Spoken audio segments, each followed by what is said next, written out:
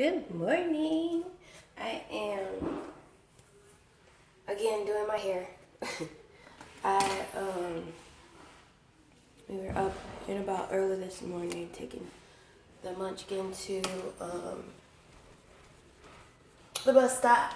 Then my younger munchkin was able to hang out with his uncle last night. So he did a sleepover and had fun. He did some time away from his bigger bro and sister. The mirror was clean, and then I see all these smudge marks, but you know, the life of having several treasures in your home. So, last time I think I was getting ready for a business brunch, and I snipped the ends after I straightened my hair. I straightened my hair and then snipped them. So y'all saw the straightening part, but not the snippage. So the length, maybe you can tell, is a bit shorter, which is fine. I don't care about length. I care about strength and healthiness in it. Yeah. So this is way curlier. I love it.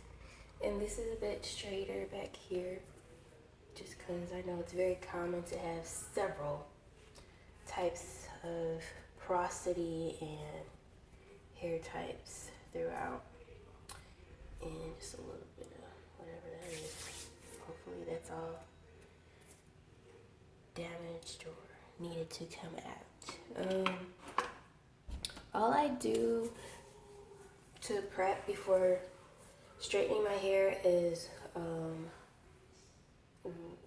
I put olive oil and I put conditioner. I think it's a deep conditioner. Let me show you the bottle.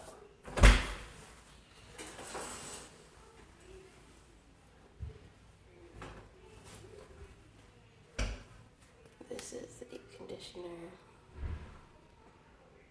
And I've had this for a while. I don't know how long, but it lasts quite a bit. Oh, I wasn't giving y'all the bad fingers. It's just how my hand landed.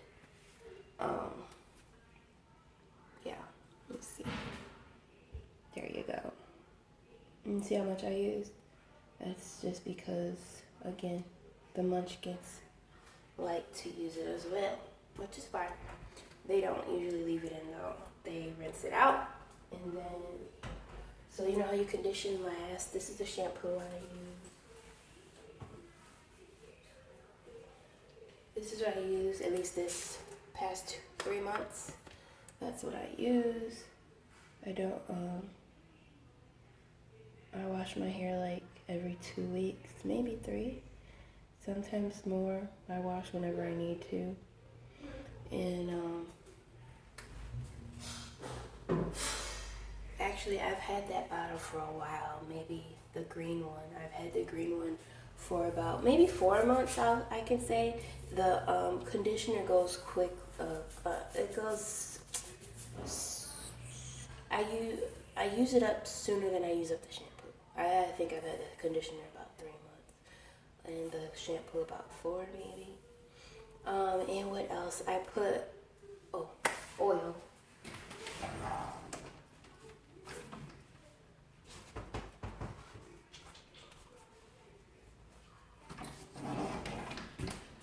My bag yet. So this is what I use.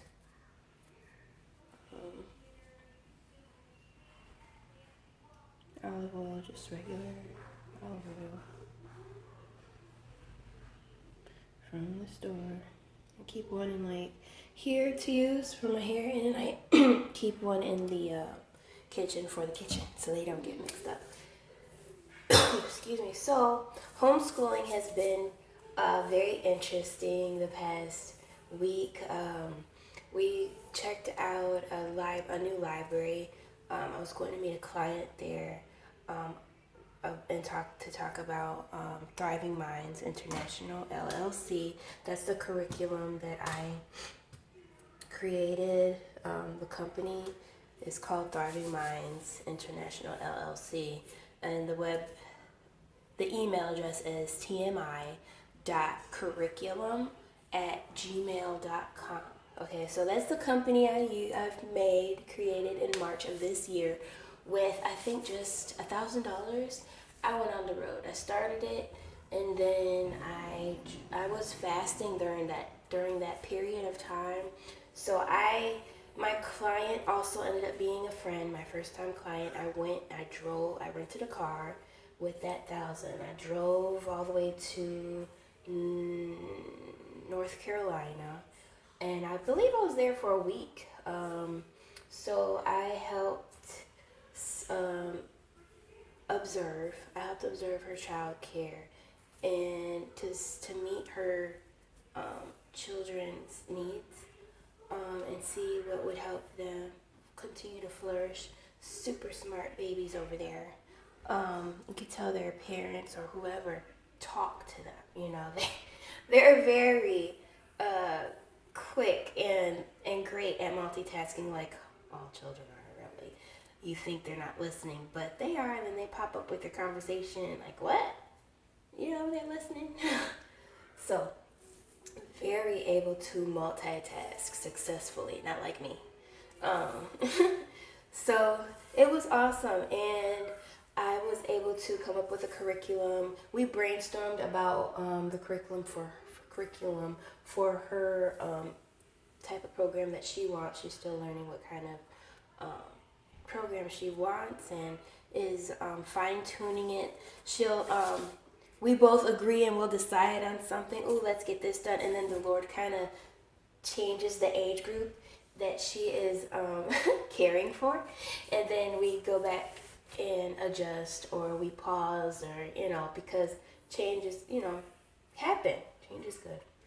So here I am. I'm going to separate my hair from top and bottom. Nothing really technical. I just use my nails and then go for it. I'm trying to rake through it a bit without being so rough. But yeah, my hair, it's super soft right now, nice and wavy, and usually I will let my hair be natural for 2 days, and then I'll straighten it, but it's cold, so I want to have some hair down, helping me remain warm. I don't know if that works for you all. It works for me. I try to do one pass. I try to do the rake method or the chase method with the flat iron. This is the one I use, again, Andy's ceramic, and I know I've heard since that ceramic isn't so good with your hair, but hey, that's what I have. That's what I work with, and it's years and years and years old. I've heard about a bionic vibrating one, and Ulta usually has like a Black Friday sale like everybody else, and it can be as low as $160 maybe, as opposed to the usual 200 and something or other. At this time, that's really not a priority. I'm just saying, like, if this conks out, I will be looking at that one because I've just heard cool things about it. And that sizzle with the oil, that's why I only go once, pass through it once. And it's on, and I don't do, what is this? It's on 20.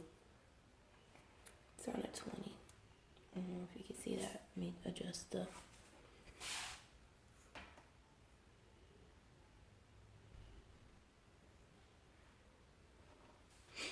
angle. Yeah, it's on 20. So it doesn't take too long because I've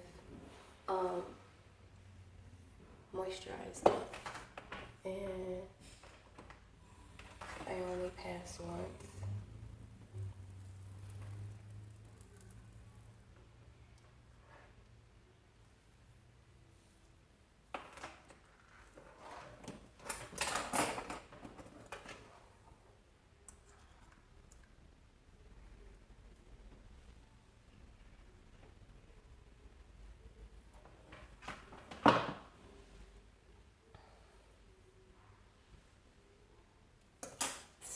again with homeschooling, we did homeschooling at the library. There's an Irving library that we went to and visited, checked out, and that's where I was going to meet my client. Well, it turned out that my client's family had an emergency that week earlier in the week, and wasn't able to meet with me. So I was glad that that she was okay, and that it was just, she wasn't emergency. You can't call people.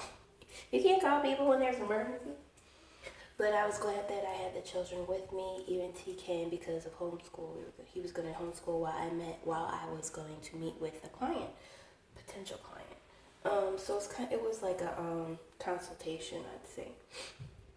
She was interested in asking me some questions about how I got started. I believe she homeschools, and she also does co-ops, and her own business. I think it's a family business, if I'm not mistaken, but she helps with branding, and was interested, I think, in finding out if she could help brand me.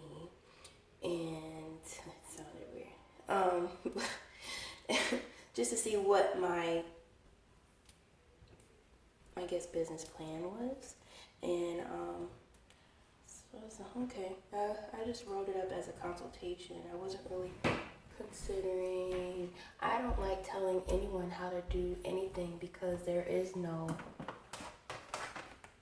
right way. I do it my way. You should do it your way. And definitely, if I can do it, you can do it better.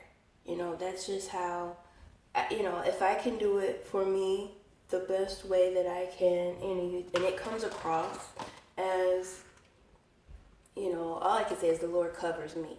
Anything that looks well done, well thought out, that's the Lord. That's not me. Again, we mentioned multitasking. It's pretty non-existent. I attempt it quite often, but successful at it, not so much. So that's the Lord. That's the Lord. That's why we pray before we do anything. He's the one who had me, okay, look, you're going to start this business. This is the time to do it. And, because I had been praying about it. I want to know when to do it. Just let me know when to do it. I know this is a vision you gave me, Lord. Just let me know when I can go for it. And this was the time. I don't know if I should have been years ago gone for it, but I had an aunt pass in my family, and I just I was like, okay, I felt it. And I was going through a separation at the time, and then so I was going to go further south for the funeral, and it was just like, well, let me get this done. That this was March of this year that my aunt passed, and on my mom's side, and so I kind of was like, well, something needs to come to life. Let me get this business going. Let me practice sharing and speaking about it, getting the verbiage down with my family. And I did, and there were so many family members I hadn't seen in years. And I was able to, and this is something I'd been doing. It just hadn't been, you just decide I'm going to, I was just doing it because that's what I did. Childcare, and I homeschooled the little ones along with my older ones. That wasn't a bad multitask. But the Lord was in it. So it went well. I gave out cards. I had business cards. That was also part of my $1,000 that I had saved and invested. And I didn't know that's what the $1,000 was for. I thought the $1,000 was for my car that I was going to have to get after the divorce, or my down payment on an apartment after the divorce, because I didn't have a place to stay. I was literally planning on going to a shelter, a women's shelter. It was just taking so long because I couldn't find any that were close enough, or a bus route that was direct enough to get back and forth to the children. because I knew, I was gonna need to get back and forth with the children because I'm very active. They were in public school. At the time, I was doing like homeschool after school or on the weekend. It wasn't called homeschool, but yeah, very educational. I like to play educational games. I don't just play to play. I'm not that parent. But we had a good balance. Their dad was always the fun, play around, parent. So I learned some things. Anywho, about the business, yeah. So it didn't pan out, but we ended up having a good library day of homeschool at that library. We read 2 books. They were what were they doing with the barbershop? We were talking about possible, self-owned businesses that we could have for ourselves, the boys could have for themselves. And I thought barbershop would be a good jumping point because a couple years ago they did that. 3-4 years ago they cut each other's hair. They did a really good job. They did really well for the first time, and at that time they were 5 and 7. So they did very well. I was like, well, let's try it again. Let's go ahead and see how you all like, I keep missing the hair midway. How you all like this business. Just to have something to research and do for that month. And it went really well. So they read 2 books. There were only 2 books on barbershop. And so my youngest read the age-appropriate one, and our oldest read the age-appropriate one. I think there's a little snippet, really, really short snippet of Marshmallow, the oldest, reading the barbershop book. It was called Uncle Jed's Barbershop. Really nice. It got the Coretta Scott King Award. So that was pretty cool. And there were beautiful ducks in the background, a nice little pond. And so we had a good day there of homeschooling at the library. Their dad worked on multiplication with Michelangelo, our youngest, who we are trying out 3rd grade things with, and 3rd grade math, which is multiplication right now. So he's doing really well at that. And the way we explain it, which is the methods are what my friend up north was interested in. So I went for her childcare, but we ended up discussing some things for her child and the methods that I used on like division, for example. How another way to explain how to divide, aside from the way the school is explaining it, because it just didn't work for her son. And I believe she said his teacher was pretty flexible with, look, as long as he gets the work, as long as he does it, as long as he can do it, I'm not concerned or caught up with him using my method. And I love that. The teacher gets that. Not all teachers get that. I didn't have teachers like that, where you look at things a certain way and it's just clear. I didn't like writing out how I got the answer because I just knew, you just knew the answer. You write it down, and I came from mental math. That's what it was called when I was in elementary school. Mental math. You do it in your head. It was just so stressed that you do it in your head, multiplication, and it just kind of seeped over to everything else, math. And the college wanted it written out. Okay, so I'm glad that the teacher understands that, hey, as long as your son can show that he is grasping and has a method for answering question, I'm not concerned with how he gets the answer. So that's part of what I do. I can suggest other ways to other methods to help your child retain the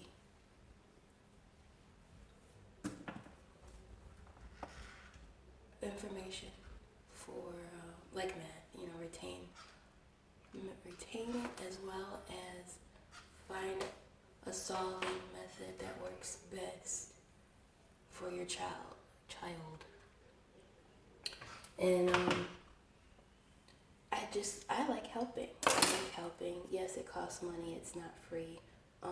It's this book that I prepared for my first client up north was, I believe, in the $60 range. This was for a month, a little over a month of work. There's actually a workbook. It was hardcover. I wanted to deck it all out, have it look very shined up and polished and I's crossed and every T's crossed and I's dotted and everything, and she was for it.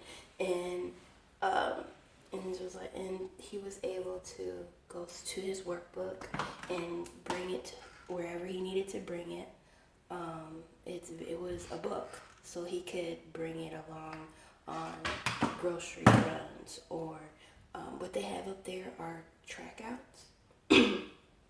So track outs are a week long or 2 week long breaks, because they're all year round schools, and they do have a couple breaks, and they call them track outs. So when they track out, the teacher provides a packet of work. Unfortunately, the packet of work is not what they've gone over. Okay, it's not completely what they've gone over. So if a teacher has a scheduled plan, and she's of course planning ahead, okay, this is going to be their track out work for the break, because we're going to go over A, B, C, D, E. Well, things happen, and maybe she wasn't able to cover D and E, or just E. Well, D and E are still in the packet, So she wanted something for him, and it wasn't just, here's the problem. It's, here's an example of the problem, and here is how to answer the problem. Here's the order to do it in. There were several things that came into play with this book, and she tailored it with me. I observed her son doing his work. I took notes, and she was able to very clearly tell me that his needs. She knew his needs. She knows how her son thinks, and she was able to relay that to me, and I add that to my notes. I incorporated a few stories, business stories, because he is a business owner in middle school. So I incorporated that. I incorporated stories about tithing and offering to the Lord, and that goes along with budgeting and being a good steward over your finances, and how much are you going to put back into your business, how much are you going to branch out a bit, how much are you going to save towards savings and towards employees and such. So that's what the month packet had, as well as at the very end there were I looked up activities that were free and local for their city, and I put a check mark, like not necessarily a scavenger hunt, but I put a page of activities where they could go check out, visit, and check off, and you could copy it and bring a friend or give it to your friend to do the same. So and even from that, I have more ideas. So yes, that is all homeschool. That's the business. It can be whatever you want it to be. Even though I can say, oh yes, I am driving my international is curriculum, it's tutoring, it's retaining, and it's strengthening strategies and support. It's still more than that, because each client is an individual and has their own unique way of learning, which I have to take into account, and their own idea of what they want. Even how the book cover is, hard or paperback or spiral backing, spiral spine. So yes. And from any age levels, primary and up, even up to college. I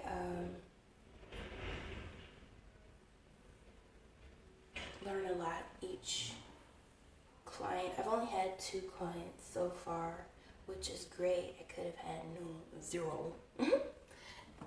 But I'm very blessed, and I feel accomplished. I feel so accomplished that, the Lord's allowing me to expand my coasts, expand several things in my life, and I'm just very grateful. So the other interesting thing I wanted to speak about for homeschool that we were doing, I believe last week, is I didn't know where my CPR card had gone. I wasn't positive if it was expired or not, or about to expire. I work with children on Sundays, and I teach Bible classes or Bible study to children at our church. I am employed at our church to do that. And that topic came up because we're preparing for the next year. And the topic came up about safety and such. We've not had any issues, thank the Lord. But, thank the Lord, period. And we want to continue that, of course, and we want to be well prepared. And you should have I try to have it handy, showing that I am certified and with CPR and AED. So I couldn't find it, so I was like, well, I'm sure I can renew it if it's not too late. If it's not quite expired. So I went to this little website. Let me see if you can see it. Here we go. This is the website, the National CPR Foundation, and it's www.nationalcprfoundation.com. And on the back, it'll have my name, and then you can see the. Come on. There you go. You can see the expiration date and the actual date that I took it. So while I was reading it out loud, and the children were with me, and they were all like, like, what are you doing? And I said, I am taking this test for CPR, because if anyone chokes or anything, I need to be able to have it fresh on my mind, so I'm taking a refresher. Well, I went to that website, and there weren't any questions about, like, what was your last card number or ID, or there was nothing to look me up. So I was just able to do it from scratch, and that was fine. It charged me $12, I think. It's bad, I don't know. It was only like a couple, maybe last Friday or the Friday before last, and I got it in the mail Monday. I received the card in the mail. I passed the test. It was ABC, multiple choice. It was multiple choice, and the children read over it with me. So I was like, okay, well, if the cards come, I will, if they come in a timely fashion, I will have them take the test themselves and send off for them. So I'm mentioning that because I'm going to share this, because when the cards came Monday in the P.O. box, along with it came a thank you. So it says I can share it with friends and family, or family and friends. So, and they could save 10%. Like I said, I believe it was $12 that I paid. So there you go. You have to go to this website or this web address, National CPR Foundation.com, and let me know how awesome the code worked. Okay. So being safe, very important, and you want to be as prepared as you can. They say that, if you have the skill and don't need it, you're way better off, much better off than not having the skill and needing it. So something else I found out during this exam is that the breathing part is no longer mandatory. The crucial part is the compressions. So I don't know how long that's been in effect. But yeah, good to know. Just good to know. And the part that I took, it incorporated the breathing part. It just lets you know it's not mandatory anymore. Because I guess a lot of times there's people that don't have someone to help them perform CPR. It takes two people, and the best scenario is with two people. So there you are. I'm almost done. I just wanted to share those tidbits with you. I look forward to my boys taking the test or the exam for themselves because they were very interested. It had not occurred to me that it would be something they'd be interested in. I don't know why, but it just didn't. And so this could qualify as a good citizenship course, right? So you only need one course of good citizenship over here in Texas. I'm not sure where you're at. Look it up. Maybe you wouldn't need it at all if your children have not even been in public school. I think that's the case. If they've been in public school, actually,